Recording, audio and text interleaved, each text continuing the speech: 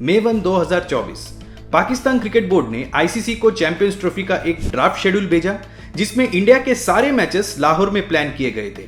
A single venue for logistical and security reasons.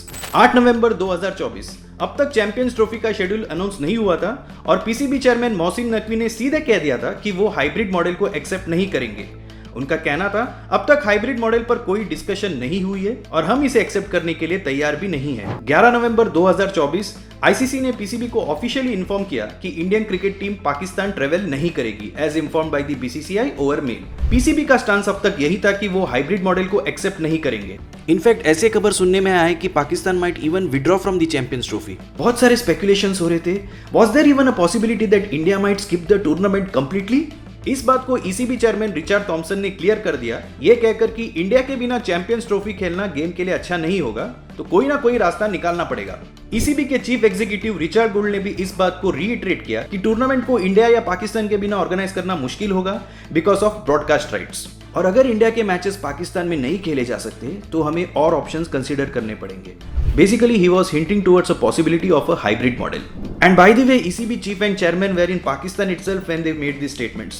और इसी समय star India which is now known as Jio star sent a mail to ICC जिसमें उन्होंने ये कहा that if India pulls out of Champions Trophy, ICC will lose 90% of the media rights revenue. That would be approximate $675 million. 19 December 2024, an agreement was reached upon by BCCI and PCB. ये तय हुआ कि India के matches Dubai में खेले जाएंगे and in return, Pakistan will also have the option of playing at a neutral venue for the ICC events to be hosted by India till 2027. Like for example the 2025 Women's World Cup and the 2026 T20 World Cup. PCB chairman was happy with this agreement और उन्होंने कुछ ऐसा statement दिया। Now note that till this point किसी ने आवाज नहीं उठाई कि इंडिया को अनफेयर एडवांटेज मिल रहा है, बाकी टीम्स को ट्रेवल करना पड़ेगा एंड ऑल दैट। ऐसे लग रहा था जैसे बाकी आईसीसी मेंबर्स इंडिया से कह रहे हो अच्छा तुम पाकिस्तान में नहीं खेल सकते, तुमको न्यूट्रल वेन्यू पर खेलना है। हाँ थोड़ा अनफेयर होगा लेकिन तू नहीं खेलेगा तो काफी बड़ा लॉस भी होगा, तो तुम अपने मैचेस दुबई में खेलो, हम सब मिलकर पैसे कमाएंगे, लेकिन टूर्नामेंट स्टार्ट होने पर हम तुमको गाली देंगे because we don't respect your geopolitical tensions with Pakistan, लेकिन तुम्हारे पार्टिसिपेशन से हम पैसे तो निचोड़ने वाले हैं। So although there is no other option than you playing at a neutral venue, we will make you look like a bully and ourselves as the victims once the tournament begins. और अब पिछले 1-2 हफ्ते से वही तो चल रहा है। नासिर हुसैन और माइक अतरटन ने कहा कि इंडिया को अनडिनाएबल एडवांटेज है by playing all their games at a single venue. हाँ भाई बिल्कुल सही पकड़े हैं, अनडिनाएबल एडवांटेज तो है। पर एक बात बताओ, अगर इंडिया पाकिस्तान जाता तो क्या होता? क्योंकि ओरिजिनल ड्राफ्ट के हिसाब से तब भी इंडिया के सारे मैचेस एक ही जगह यानी लाहौर में होने वाले थे। मतलब तब भी वही रोना धोना होता कि एक ही वेन्यू, एक ही होटल, आईसीसी इनको स्पेशल ट्रीटमेंट दे रही है, तो वैसे भी इंडिया ही विलन बनता। तो ये आर्ग्यूमेंट का पॉइंट क्या है? पॉइंट यही है that India has to be portrayed as a bully to world cricket while Pakistan and other team as helpless ICC members. David Lloyd ने भी कहा कि the situation is laughable and farcical, but none of these Englishmen ever talked about ECB chief and chairman supporting this hybrid model right from the beginning, and I can understand their pain. सपना टूटा है तो दिल कभी जलता है, हाँ थोड़ा दर्द हुआ पर चलता है। इन लोगों का लॉजिक मुझे समझ नहीं आता कि बाकी कंट्रीज को पाकिस्तान से प्रॉब्लम नहीं है तो तुम्हें क्या प्रॉब्लम है? अब इस लॉजिक के हिसाब से 2022 के विंबलडन में तुम लोगों ने रशियन प्लेयर्स को बैन क्यों किया था? अब दूसरे बहुत सारे कंट्रीज को तो रशिया से कोई प्रॉब्लम नहीं है, और ये अचानक इंडिया के 2 मैचेस के बाद ही सबका जमीर क्यों जाग उठा? अब साउथ अफ्रीका के कुछ प्लेयर्स ने भी कहा कि scheduling was not ideal and India had definite advantage. Again, I do agree, but let us just go back to 2009 Champions Trophy hosted by South Africa, and guess what? South Africa played all their matches at one single venue at Centurion. And I don't think उस वक्त किसी भी teams ने आवाज उठाई और किसी ने ये कहा कि साउथ अफ्रीका को अनडिनाइबल एडवांटेज है, वो लोग एक ही टीम पे है, वो लोग एक ही जगह पे है।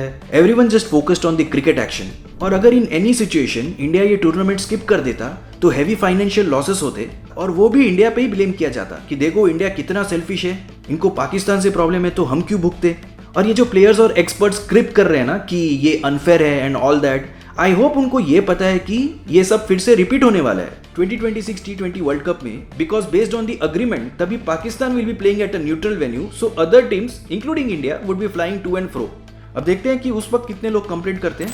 एक ब्रिटिश जर्नलिस्ट है लॉरेंस बूथ, उन्होंने इस पर एक आर्टिकल लिखा है where he calls this a Trumpesque nonsense. और आर्टिकल में इतना ज्ञान फैला है कि इंडिया किस तरह से मनमानी करता है, बेचारा Pakistan, spare a thought for them and all that. लेकिन पूरे आर्टिकल में एक बार भी ये नहीं बताया कि इंडियन गवर्नमेंट अपनी क्रिकेट टीम को पाकिस्तान क्यों नहीं भेजना चाहती। और क्यों बताएंगे, उनको तो बस अपना एजेंडा चलाना है। और हाँ, भले ही बीसीसीआई को विलन करके दिखाना है, लेकिन इंडियन क्रिकेटर्स का नाम इस्तेमाल करके आर्टिकल का रीच तो बढ़ाना है। इतना कि कांग्रेस स्पोक्सपर्सन का वो कंट्रोवर्शियल ट्वीट भी आर्टिकल में घुसा दिया, although it has no relevance to everything that's happening. On a funny note, Indian team Pakistan इसलिए नहीं गई क्योंकि जावेद मियांदाद ऑलरेडी वार्निंग दे चुके थे वेरी लॉन्ग बैक।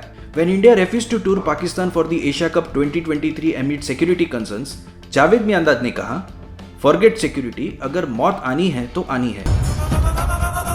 अब चैंपियंस ट्रॉफी का फाइनल होगा इंडिया और न्यूजीलैंड के बीच। अगर इंडिया फाइनल जीत जाती है, then the foreign media, specially the forever cribbing British media, would say that India won a rigged tournament. And if New Zealand win the match, the rest of the cricketing world is going to celebrate this. So my request to Indian fans, especially जो fan club social media पर active हैं, चाहे वो विराट कोहली के fans हो या रोहित शर्मा के या MS धोनी के, बस एक दिन के लिए अपने डिफरेंसेस को बाजू में रखकर let's all cheer as one big fan club for our team.